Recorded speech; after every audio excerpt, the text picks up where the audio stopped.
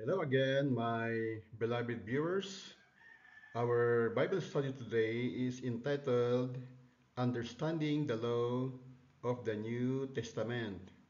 Iti Ilocano, kunanan to'y ti panakaawat iti linteg iti baro nga tulag. Iso nga dito'y kakabsat, let's study the good linteg under the New Testament. In this study, we will study the law under the New Testament times. We will answer the following questions. And number one, what happened during the first coming of Jesus Christ? Anya tinangyari idi damo nga inmay ni aputay nga Hesus Kristo ditoy rabaw titaga. That was 2,000 years ago. And number two, what is the New Testament law? Anya ba dati ibagbaga tayo nga baro nga tulag, wenno baro nga linteg iti baro nga tulag. And number three, what is the outcome of keeping and not keeping the New Testament law? Anya ti resultana, anya ti pagbanaga na, no saan tayo nga ikip, wenno saan tayo nga aramiden. Dagitoy nakasurat ditoy linlinteg under the New Testament law.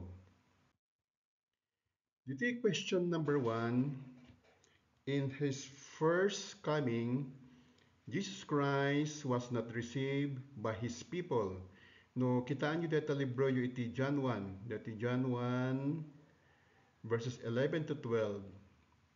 Ket dati makunkuna nga so-called chosen people of God, ket saandang inakseptar ni Apo tayong Hesus Kristo. Apay, tasandang nga namati kini Apo tayong Hesus Kristo nga He is the Messiah. Ket ibasak iti Ilocano, ken English. Ibasak pa iti English then in Ilocano. In John 1 verses 11 to 12 under the New King James Version, ket kunana, Jesus Christ, He came to His own, in verse 11, He came to His own, and His own did not receive Him. In verse 12, but as many as received Him, to them He gave the right to become children of God, to those who believe in His name. In Ilocano translation, napan iti ilina, iti physical Israel, ngem saang inawat dagiti kailyan na. Ngem dagiti imawat ken namati ken kuana, inikanda ida ti kalintigan ngagbalin nga anak ti Dios. So my beloved viewers, if we believe in Jesus Christ, na mamati tayo kini Apo tayong Hesus Kristo, agbalin tayong anak ti Dios. We will become children of God. Da tayo yung makunkuna nga spiritual Israel. If you read in dito next verse tayo dito Acts 13 verse 27, the people of Jerusalem and its rulers did not receive him. Ta kunanan toy, for those who dwell in Jerusalem and their rulers, dagiti apuda, dagiti pangpanguloda, dagiti Pharisees and Sadducees did not accept Jesus Christ because they did not know him, nor even the voices of the prophets which are read every Sabbath have fulfilled them in condemning him. Ket ditoy ti Ilocano kunana toy iti Ilocano kunana ket saan da nga nabigbig dagiti agnaed iti Jerusalem dagiti pangulo da ani Jesus ti mangisalakan. Isa ti mangisalakan. He is the promised Messiah. Di damit na awatan ti sao dagiti prophet nga may basbasa tungkal aldaw ti panag-inana. During the Sabbath days, handa nga maawatan dagiti nakasurat. They don't understand what is written in the Old Testament. So nga, dito you read this Bible from yourself. Ngim isudamit laing. If you remember, isudamit laing tinang patungpal ti sao dagiti propeta idi inokomda ni Jesus. Isudat ng papatay. dagito Israelites, dagito Hudyo, isunod ng papatay kini apo tayong Hesus Kristo. In study question number 2, what is the New Testament law of Jesus Christ? Anya daytoy baro nga lintag. Is dati makunkuna nga love or panagayat. If you read in John 13, in verse 34, anya ko na natoy, a new commandment I give to you, that you love one another as I have loved you, that you also love one another. In Ilocano version, kuna natoy, adda baro abilin nga inted ko kada kayo, ginayat kayo, kuma. Kas ti panagkayat ko kada kayo. Kas tamat kuma ti panag-iinayat tayo. Deta kakapsat iti baro nga linteg. Love. Dati the New Testament law is love. Again, in Romans chapter 13 verse 10, nya ko na natoy, love does no harm to a neighbor. Therefore, kunana, love is the fulfillment of the law. In the Ilocano translation, it says here, iti agayat ti pada na atao, ni kaanuman di na aramiden, ti dakis kwenkwana, ngarod, ti panagayat, iti pada atao, isu ti panangtungpal, iti entero alinteg. Isu nga kakabsat, deta kung mati aramiden tayo, deta pinag-inayat tayo kuma kakabsat. In Matthew 22 verses 36 to 40, at dati may isang lawyer from the audience kat kinunana. This lawyer asked the question to Jesus Christ. And it says here in verse 36, the lawyer said to our Lord and Savior Jesus Christ, kat kunana, Teacher, which is the great commandment in the law? In verse 37, Jesus said to him, You shall love the Lord your God with all your heart, with all your soul, and with all your mind. This is the first and great commandment. In verse 39, and the second is like it. You shall love your neighbor as yourself. In verse 40, on these two commandments hang all the law and the prophets. In the Ilocano translation, kunanadtoy, ayatem ti apo a Diyos mo, iti amin a pusom, iti amin a kararwam, ken iti amin a panunot mo. Daytoy ti umuna ken kang runa ni bilin, ti may kadwa akang runa ni bilin umasping iti umuna. Ayatem ti pada matao, kas iti bagim. And in verse 40, dagitoy aduwa abilin, ti pagbatayan, ti entero alinteg ni Moses, ken ti panursuro dagiti propeta. As followers of Christ, we must obey His commandments. In 2 John, in chapter 1, verse 6, it says here, in Baganatoy, and this is love, that we walk in obedience to His commands. As you have heard from the beginning, His commands is that you walk in love. In the Ilocano version, kat ibasok dito iti Ilocano version iti Biblia tayo. Ti kaipapanan ti ayat asar salitaak isu ti panangtungpal kadagiti bilbilin ti Dios. Ti bilin anang ngigyo amin manipod iti damo isu daytoy. Agbiag kayo ti ayat. So nga kakabsat, agbiag tayo kuma ti ayat. My brothers and sisters in Christ, we must walk in love.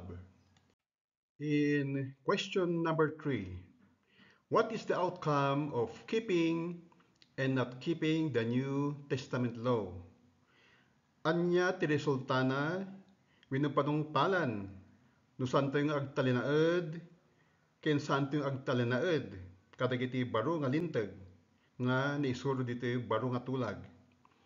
So in Acts 16 in verse 31, adati ko na nadtoy, what is the outcome? This is the outcome of keeping the New Testament law equals salvation. So if we read again in Acts 16 verse 31, so they said, believe on the Lord Jesus Christ, and you will be saved, you and your household. Ket ibasak manen iti Ilocano Bible. Kinunada, mamati ka ken ni Apo Jesus, ken mangisalakan kanto, sika, ken ti pamilyam. Iso nga ti pamilya tayo, ket may isalakan. If we believe in Jesus Christ, we are to be saved, including our family. The second outcome of keeping the New Testament law is that we will go in the kingdom of heaven. Apantayin to, iti pagarian ti Apo, iti langit. Iti in John 14, verse 23, kuna na to Jesus replied, anyone who loves me will obey my teaching. My Father will love them, and we will come to them and make our home with them. In the Ilocano version, it says here, ti agayat kanyak, tung palinanto, dagiti saok, insungbat ni Jesus. Ayaten to ti amak, ken siyak, ken ti ama, o may kamto agtaeng ken kuana. Iso nga dagiti kakabsat, no, if we keep the law, nitong palan tayo ti lenteg, dati baro nga lenteg, apan tayo to, di pagarian na. Taijay ti ayan ti balay ni Apo Jesus, ken ti amana, nga ni our Father who art in heaven. To us Christians, this is a warning to us. This in Matthew 7 verse 21, it says here, those who does the will of the Father, kuna na to, iti verse 21. Not everyone who says to me, Lord, Lord, Lord, shall enter the kingdom of heaven, but he who does the will of my Father in heaven. In the Ilocano version, it says here, saan titunggal may sa ngagkuna kanyak ti apo makasrekto iti pagarian ti langit no dilaeng dagiti mangtungpal. Listen kakapsat, dagiti mangtungpal iti pagayatan ni amak nga adda sa dilangit. So kada tayong Kristiyano, we must truly obey dagiti sasaon ti Apo tayo. His commandments we shall obey. If we dito manen Matthew 7 in verse 24 to 25, and I have to read it in English. It says here, therefore, whoever hears these sayings of mine, no, dagiti sasaon, dagiti linteg, dagiti teachings of God, of mine, and does them, I will liken him to a wise man who built his house on the rock. In verse 25, and the rain descended, the floods came, and the winds blew and beat on that house, and in that it did not fall, for it was founded on the rock. In the spiritual meaning of this rock is Christ.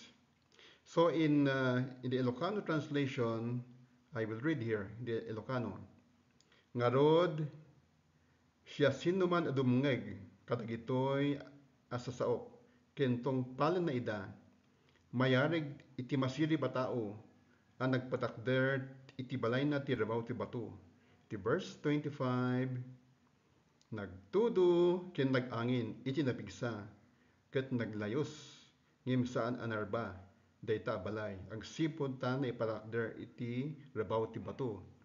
So in our slides adati we have makikita dito iti maysa nga bato nga ti batakderan ti maysa balay. This rock represents rock. This rock represents Christ. We should anchor i-anchor tayo kuma iti biyag tayo kin Apo tayong Jesucristo because this rock represents Jesus Christ. So my beloved viewers, let us anchor our life to Jesus Christ. Kada tayong kakapsat, dapat kumanga naka-anchor tayo, itibiyag tayo kin Apo tayong Jesucristo. What is the outcome of not keeping the New Testament law? If we do not keep the New Testament law, where shall we go? We shall go to hell. In Revelations chapter 21 verse 8, it says here, "But the cowardly, unbelieving, abominable, murderers, sexually immoral, sorcerers, idolaters, and all liars shall have their part in the lake which burns with fire and brimstone, which is the second death." In the Ilocano translation, kunanan to'y, ngem, nakabutbuteng to, ti pagbanagan, dagiti takrot, dagiti traidor, dagiti nadirrap, dagiti mamamatay, dagiti manakakimalala, dagiti manag-anito, dagiti agrokbab, kadagiti jujusen, ken amin nga ulbod, agyed danto iti danaw ti gumilgil ayab nga apoy ken asofre nga isu ti may kadwa nga ipapatay. So, my beloved viewers, if we do not keep the law, no saan tayo tong palan deta lenteg hinted ti apo tayo nga Hesus Kristo. Anya ti pagtong palan tayo, we shall go to that lake of fire, which is the second death. Again, in Matthew 7, in verse 22 and 23, what does it say here? In Matthew 22, it says here, "Many will say to me in that day, Lord, Lord, Lord, have we not prophesied you in your name, cast out demons in your name, and done many wonders in your name?" In verse 23, "And then I will declare to them, I never knew you." Remember, he says, "I never knew you. Depart from me, you who practice lawlessness." In the Ilocano version, ngem, intun dumteng daytang aldaw, adunto ti agkunakanyak, "Apo, Apo, itinagan mo, di mi aya inwaragawag tinaimbag adamag? Itinagan mo, di kam aya nagpaksyat iti adu a demonyo? Itinagan mo, di kam aya nagaramid kadagiti milagro?" Iti verse 23, ngem kunakto kadakwada, "Di kayam ammo, o madayo kayo kanyak, da kayo amanang dakdakes." Continue on in Matthew 7, in verse 26 to 27. What does it say here? In verse 26, "But everyone who hears these sayings of mine and does not do them, will be like a foolish man who built his house on the sand." In verse 27, "And the rain descended, the floods came, and the winds blew and beat on that house, and it fell, and great was its fall." In the Ilocano version, ngem, ti siya sinuman adumngeg, kadagitoy at saok, ket di na tong palen, remember, di na tong palen ida. Mayarig iti maag a tao, ang nagpatakder iti balay na iti kadaratan. Iti verse 27, "Nagtudo, ken nagangin iti napigsa, ket naglayos, ket narbaday ta balay, nakamamak ti Panaka Carbana. So my beloved viewers, let's heed this warning from these Bible verses nga nagaputi-aputi nga Hesus Kristo. In summary, in His first coming of Jesus Christ, that was 2,000 years ago, He was not accepted by the Jews, that is physical Israel. But we Gentiles, who are called spiritual Israel, if we believe Jesus Christ, we will become the children of God. Agbalentayin to ang anak ti Diyos if we believe. Nung mamati tayo, kinapotay sa Kristo, we will become anak ti Diyos. Na, number 2, love. Wala na to eh. Love is the New Testament law. Ti panagayat, iti baro nga lenteg, ngintid ti apo tayong Hesus Kristo. And number 3, salvation and kingdom of God. That is the outcome of keeping the New Testament law. No agtalinad tayo, iti baro nga lenteg, nga iso ti panagayat, masigurado si kakakapsat, apantayin to, maisalakan tayo to, ken apantayin to, niya pagarian ti apo. And number 4, summary of our study today, is hell. The outcome of not keeping the New Testament law, we will be burned in that lake of fire, that di makunkunang second death. Iso nga kakapsat, let's not let us always keep that yung baro nga linteg inted ti apo tayo nga Hesus Kristo. To our beloved viewers, thank you again for watching and listening our video, and we hope and pray that you learn something in our Bible study.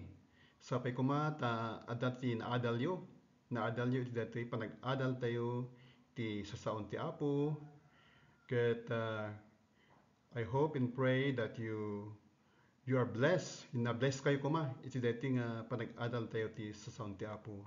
I hope and pray you are blessed in studying our Bible.